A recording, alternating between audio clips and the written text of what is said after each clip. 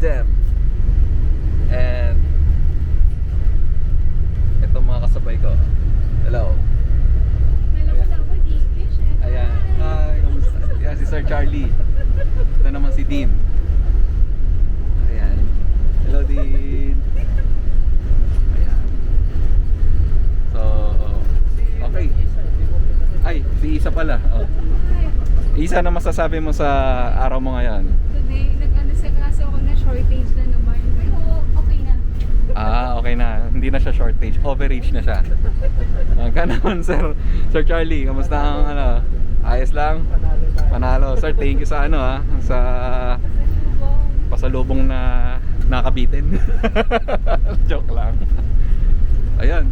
Bye-bye guys. Until our next vlog. Click the subscribe button and notification bell. Bye-bye.